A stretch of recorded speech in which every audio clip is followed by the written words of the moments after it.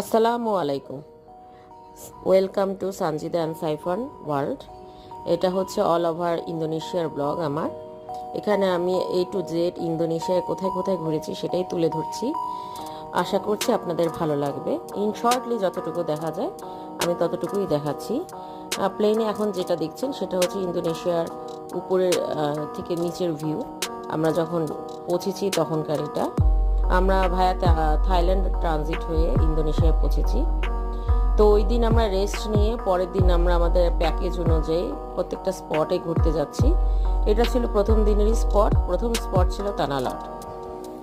তানালটে এটা হচ্ছে temple basis হচ্ছে এক একটা সি ভিউ, ম্যাক্সিমামই সি ভিউ এখানে, কিন্তু কিছু কিছু জায়গা আছে অনলি লেক বা টেম্পল বেসিস করে গড়ে উঠেছে, তবে ম্যাক্সিমামই সি ভিউ দেখার জন্যই সবাই আসে। যেমন এইখানে এই যে তানালটের যে সি ভিউটা আপনারা দেখতে পাচ্ছেন, এটা হচ্ছে দর্শনার্থীদের আকর্ষণীয় করা সি ভিউ।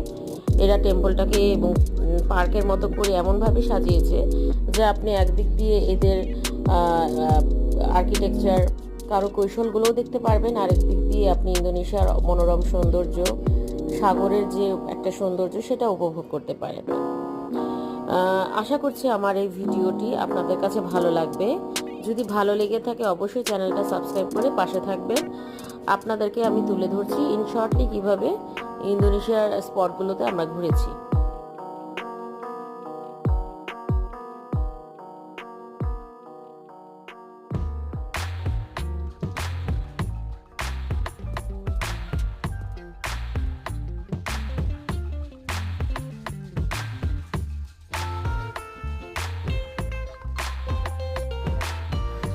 তো এখান থেকে ঘোরা শেষ করে আমরা পরের স্পট গিয়েছি মিনারা বাম্বু ভিতাম।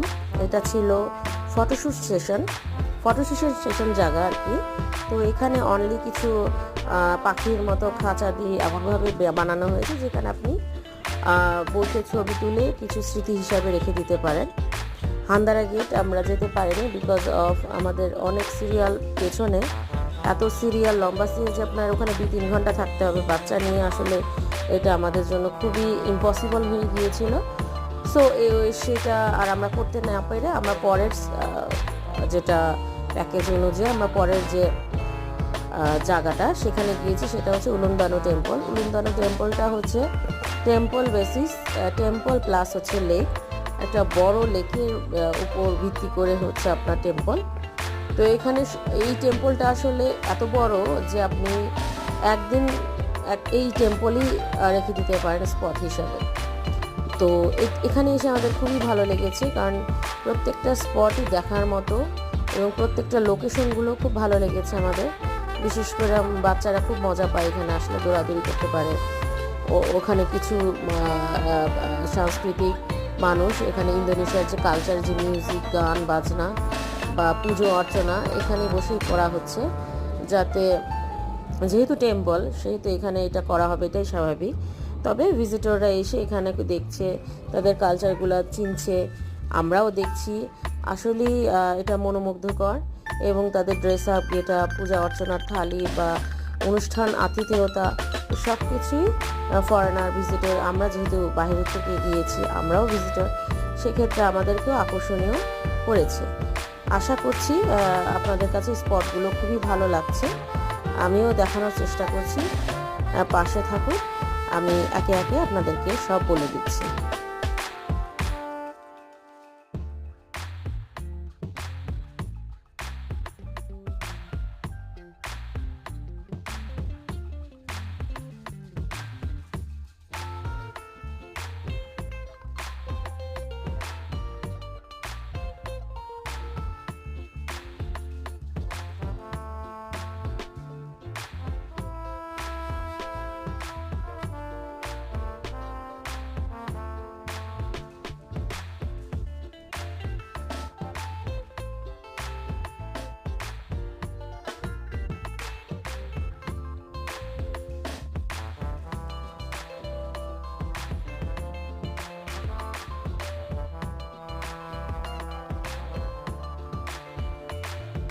যে এত সুন্দর সেটা আসলে ঘর থেকে না বের হলে বোঝা যায় না।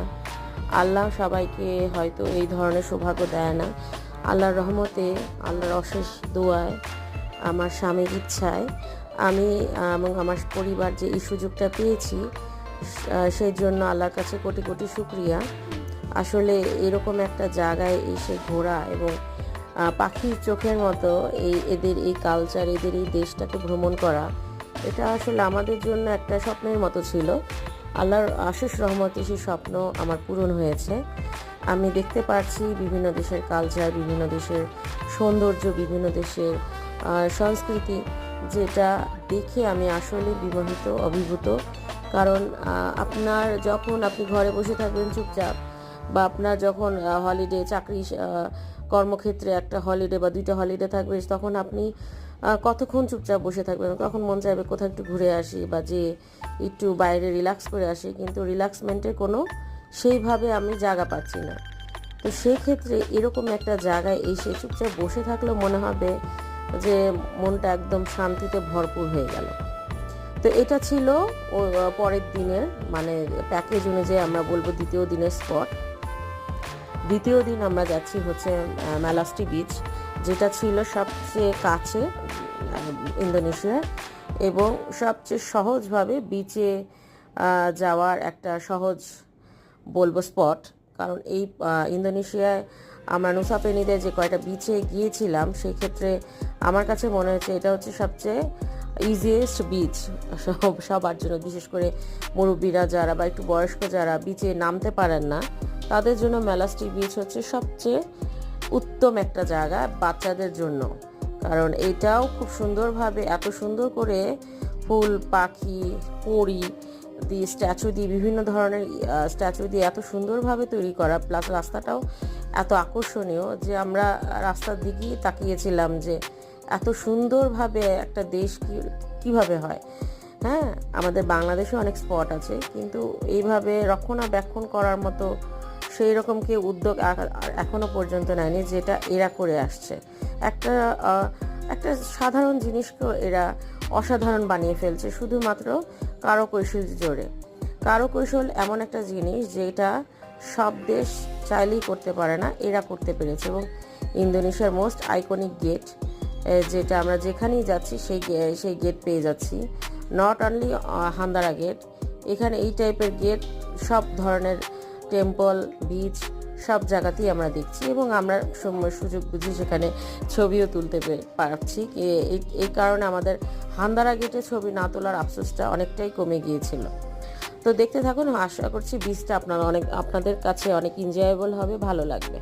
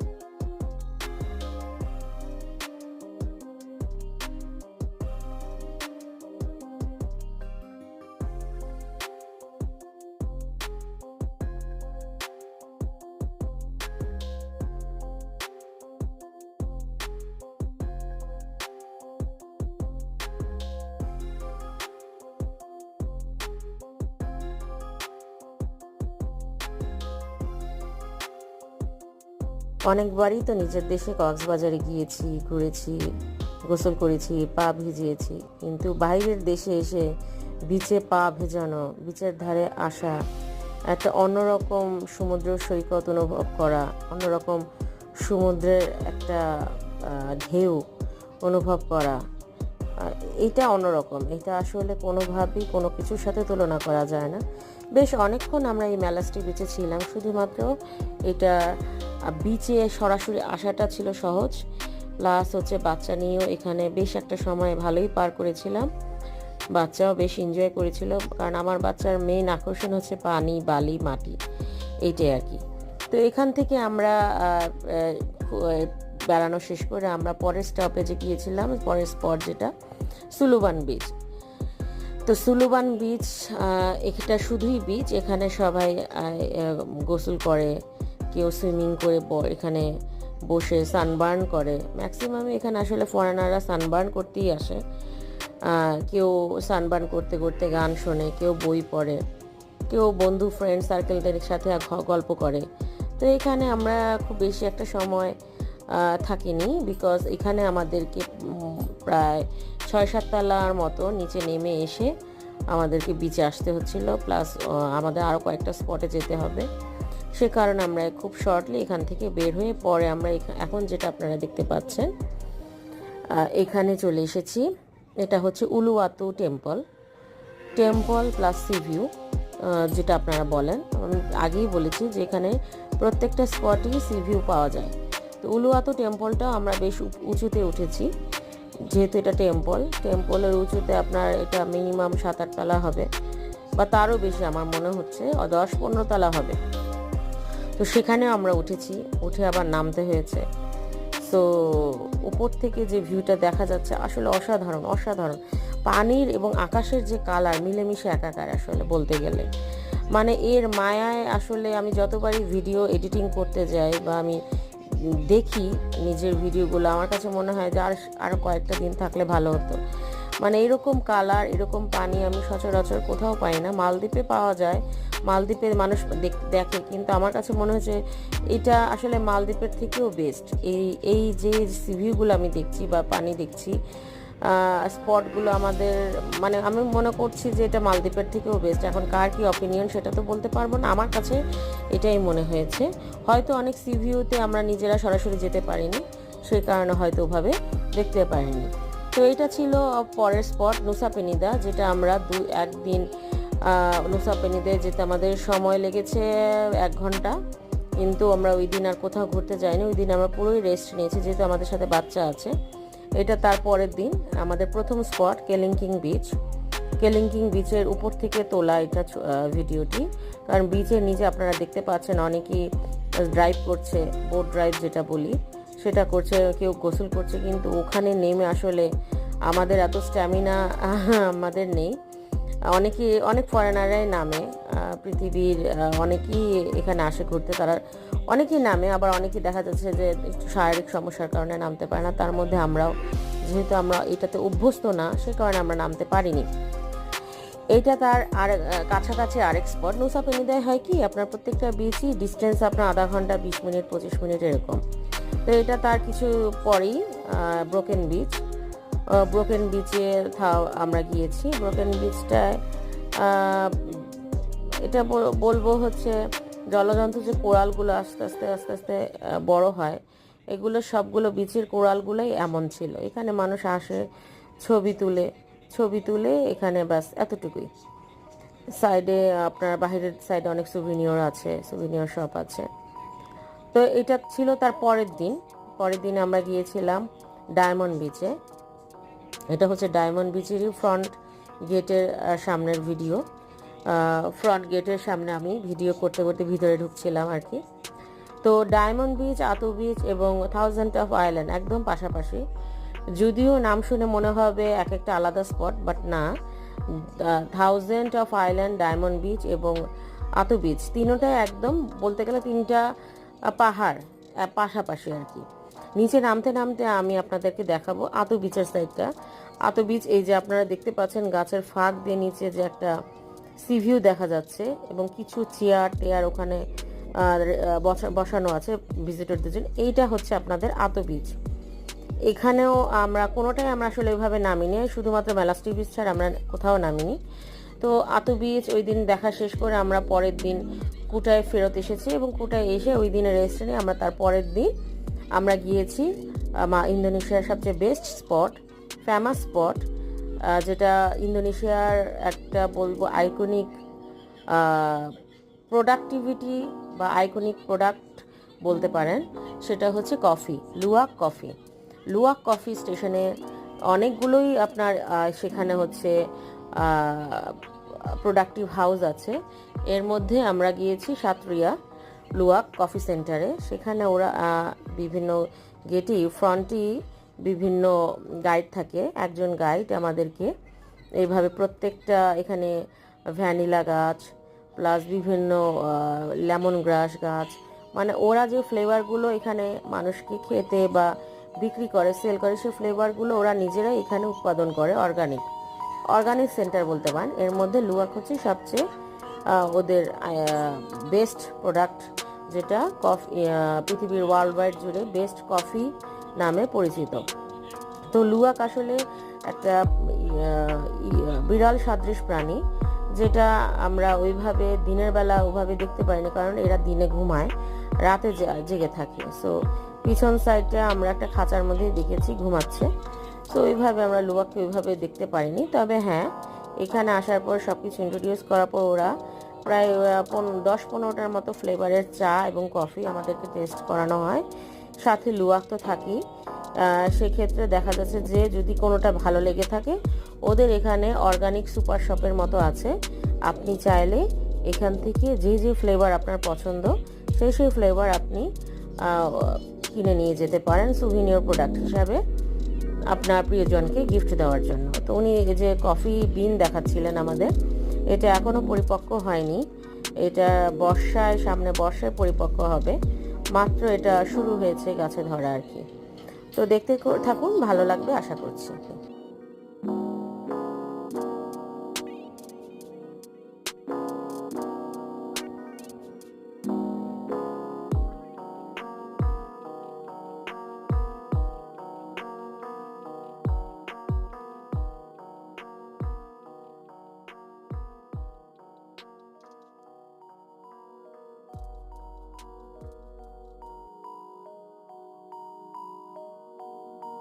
এখানে মধু চাষ করা হয়, অর্গানিক মধু। এখানে যে যে গাছগুলো ওরা উৎপাদন করে বা কফি বিনগুলোর গাছ, সেই গাছগুলোর ফুলের মধু এখানে তারা সংরক্ষণ করে মৌমাছির মাধ্যমে। তো সেটা আমাদেরকে দেখালো যে তারা মৌমাছির থেকে মধু সংগ্রহ করে। মানে আপনার হচ্ছে অর্গানিক যত প্রোডাক্ট আপনি এদের এখানে দেখতে পাবেন, এরা এই জিনিসগুলো এইভাবেই সংরক্ষণ করে এবং প্রত্যেকটা আমাদেরকে এইভাবেই দেখাচ্ছিল। এই যে দেখা যাচ্ছে ভ্যানিলা গাছ, আমি কখনো জানতাম না যে ভ্যানিলা আসলে ফ্লেভারটা গাছ থেকে আসে। এবার আমি দেখলাম। এবার আপনি যে খাঁচাটার সামনে আমরা দাঁড়িয়েছি, এইটাই হচ্ছে সেই বিশ্ববিখ্যাত কফি, লুওয়াক সে প্রাণী যার পু থেকে আপনার নাম করা সে কফি উৎপাদিত হয়। সে এখন ঘুমাচ্ছে, সে আমাদেরকে দেখা দেয়নি। আমরা খুবই মন খারাপ, হতাশাগ্রস্ত হয়ে সেখান থেকে চলে আসি। কিছুই করার নেই, কারণ তার রুটিন হচ্ছে এটা, সে দিনে ঘুমাবে এবং রাতে জেগে থাকবে। তো খুব দেখার চেষ্টা করছিলাম যে একটুখানি দেখা যায় কিনা, কিন্তু না, সে একদম ঘুমে বিভোর। এই যে এখানে আমরা স্টেশন, যেখানে এই যে পু আপনারা দেখতে পাচ্ছেন, এটা ওয়াশেবল। এখান থেকে হচ্ছে কফিটার মেকিং প্রসেসটা সে আমাদেরকে দেখাচ্ছে যে এটাকে ওয়াশ করে বিভিন্ন সেক্টরে ভাগ করা হয়। এখানে কম দামি বেশি দামিও আছে, বিনের উপর ডিপেন্ড করে। কফি বিন লুওয়াককে খাওয়ানোর পর সেটার যে পু, সেটা তারা ওয়াশ করে ভেজে গুঁড়ো করে ছেঁকে ছাঁকনি দ্বারা, যে হ্যান্ডমেড প্রসেসটা, তারপরে যে কফির গুঁড়োটা আসে, সেটাই হচ্ছে সেই নামকরা বিশ্ববিখ্যাত লুওয়াক কফি। এর পাশাপাশিও তারা আদা রসুন বিভিন্ন ধরনের অর্গানিক মশলা, সেগুলোও তারা এখানে সংরক্ষণ করে এবং উৎপাদন করে, সেটা আমাদেরকে দেখাচ্ছিল, আমরা দেখছিলাম। এবং পুরো লুওয়াক কফির যে হ্যান্ডমেড প্রসেসটা, সেটাও একদম তারা পুরো আমাদেরকে সচক্ষে দেখিয়ে দিচ্ছিল। ওখানে একজন মহিলা, উনি কফি বিনগুলো ভাজছিল। এটা সব ওয়াশ করার পরে ভেজে সেখান থেকে হচ্ছে গুঁড়ো করে ছেঁকে কফি বের করা হচ্ছে আর কি। দেখতে থাকুন।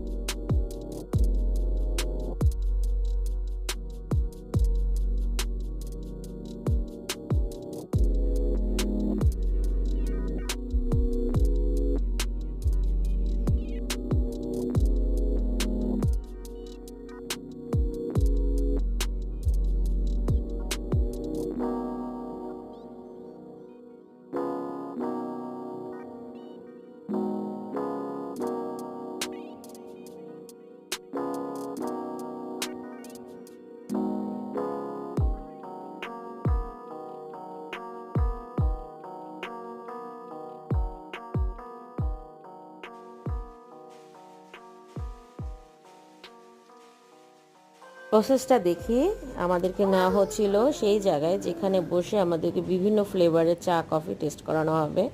এখানে প্রত্যেকটা ভিজিটরকে এইভাবে বসানো হয় এবং তাদেরকে টেস্ট করানো হয়। এটা হচ্ছে একটা এক্সপেরিমেন্ট এখানকার প্রত্যেকটা লুয়াক কফি সেন্টারেরই এক্সপেরিমেন্ট হিসাবে এখানে এদের একটা অপশন থাকে যে আপনি টেস্ট করেন, টেস্ট করার পর আপনার যেটা ভালো লাগে আপনি সেটা ইজিলি আপনার জন্য নিয়ে যেতে পারবেন, আপনার বা আপনার পরিবারের জন্য। তো পাশে একটা ছোট লেকের মধ্যে কিছু মাছ, কালারফুল মাছ দেখছিলাম, আর বাচ্চাদের এটা দেখে খুবই মজা পাচ্ছিল। আর পাশাপাশি আমরা ওয়েট করছিলাম আমাদের সেই কাঙ্ক্ষিত লুয়াক কফি প্লাস সাথে আরও কিছু অর্গানিক চা কফি কি আসলে এগুলো আর কিভাবে টেস্ট করানো হয়। তো আমি পাশের স্টেশনে দেখলাম যে এইভাবে রাখা আছে। এখানে প্রায় আপনার হবে 12-14টার মতো এইরকম স্টেশন হবে। তো আমাদেরকে অলরেডি আমাদের সামনে নিয়ে এসেছে এবং প্রত্যেকটা স্টেপ বাই স্টেপ উনি আমাদের গাইড ডিসক্রাইব করে দিচ্ছে যে কোনটা কোন ফ্লেভারের। তো আমরা প্রত্যেকটাই টেস্ট করেছি, সাথে টেস্ট বাড়ানোর সুবিধার্থে আমাদেরকে পাশে হচ্ছে কোকোনাট সুগার, নর্মাল সুগার এই বিভিন্ন ব্যবস্থা ছিল যাতে তিতা না লাগে। এবং লুয়াক যে কফিটা এটা আসলে খুবই তিতা যেটা আপনারা বলেন, এটা যারা কফি ফ্লেভার বা কফি প্রেমী তাদের জন্য কিছু না, বাট আমরা তো আসলে চা প্রেমী, আমাদের জন্য একটু বেশি তিতা, মানে অনেকটাই সুগার দেওয়া হয়েছিল, কিন্তু আমি আসলে ওইভাবে খেতে পারিনি। আমার কাছে খুবই তিতা লেগেছে। ও মনেও হয়েছে যে এই কফি মানুষ কিভাবে খায়, কে হজম করে কিভাবে। সো দেখতে থাকুন, আশা করছি আপনাদের ভালো লাগবে। Mochaccino coffee with chocolate, coconut sugar লাগবে না? skin treatment, ginseng coffee for stamina and energy, and the last hot chocolate for happiness. Okay, so this is all of them free tasting for you. Maybe you like, maybe you can take a shot. Except the white coffee from the animal, we know in Turkey. Maybe if you want to try, we charge 55% okay for one cup, yeah? This one from the animal. পানিতে দাও এদিক ওদিক দিও না। Special one. 55,000. Okay, make it one. One. You want the strong one or the one? No. আমার হাজবেন্ডকে luwak কফির জন্য বলা হচ্ছিল, কারণ লুয়াক কফিটা ওরা ওইভাবে ফ্রিলি টেস্ট করাতে পারে না, এক্সপেন্সিভ এই কারণে। তো আমাদেরকে বলেছিল যে একটা টেস্ট করতে, তো 55 ওদের রুপিতে আমরা টেস্ট করেছিলাম এবং আমাদের কাছে বরাবরের মতোই বললাম যে খুব একটা বেশি সুবিধা লাগেনি, কারণ আমরা তো কফি প্রেমী না। তো এরপর আমরা পরের দিন আমরা গিয়েছিলাম হচ্ছে রাইস টেরেসে। এটা বলতে গেলে আমাদের বাংলাদেশে আসার আগের দিন রাইস টেরেস গিয়েছিলাম। তো রাইস টেরেস এটা কি বলবো, এটা হচ্ছে আপনার যে ওদের যে ধান উৎপাদন আমরা যেটা সহজভাবে জমিতে করি সেটা ওরা টেরেস বলতে হচ্ছে বিভিন্ন লেয়ারে ওরা সাজিয়েছে কেটে কেটে, যাতে ওদের দেশের আসলে পানি বা সেচ ব্যবস্থাগুলো ওই রকম উন্নত মানের হয়তো না, কারণ পানি জমে থাকলে বা গাছের গোড়ায় পানি থাকলে যদি পচে যায় বা নষ্ট হয়ে যায়, সেই কারণে ওরা, আমি যা বুঝলাম যে এই স্টেপ বাই স্টেপ ওরা লেয়ারে সাজাতে প্রচুর বৃষ্টি হয়, আসলে বৃষ্টিতে যেন পানি জমে না থাকে এবং ধান যেন নষ্ট না হয়। তো এখানে কিছু অ্যামিউজমেন্ট ব্যবস্থা আছে, এন্টারটেইন ব্যবস্থা আছে। তো ব্যবস্থার মধ্যে সবচেয়ে ফেমাস যেটা হচ্ছে দোলনা, সুইং। তো আমার হাজব্যান্ড আমাকে বললো যে আর তো কবে আসো না আসো, আর সবাই করছে তুমিও করো। তো আমার খুব ভয় লাগছিল, আমি ছবিতে পোজ দিতে বলা হয়েছিল, আমি পোজ দিতে পারছিলাম না, আমার ভয় লাগছিল। তারপরও কোনো রকমভাবে শেষ করলাম, ওই দিনটা শেষ করে আমরা পরের দিন রওনা দিলাম বাংলাদেশের উদ্দেশ্যে। এখন আমরা আকাশ থেকে ইন্দোনেশিয়ার বিদায়ের সময়টুকু মুহূর্ত দেখছি আর চিন্তা করছি আল্লাহর কাছে অশেষ শুকরিয়া যে আল্লাহ আমাদের পুরো পরিবারকে এই অপার সৌন্দর্য দেখার রহমত দিয়েছে, সৌভাগ্য দিয়েছে, সুযোগ দিয়েছে। আশা করছি আমার এই ছোট ভিডিওটি আপনাদের ভালো লাগবে। আমি যতটুকু পেরেছি আপনাদেরকে আমার চোখে দেখানোর চেষ্টা করেছি। আশা করছি আপনারা নিরাশ হবেন না। ভিডিওটা ভালো লেগে থাকলে অবশ্যই আমার চ্যানেলটা সাবস্ক্রাইব করে আমার পাশে থাকবেন, আমার পুরো পরিবারের জন্য দোয়া করবেন, আমাদের জন্য দোয়া করবেন, ভালোবাসবেন। আসসালামু আলাইকুম।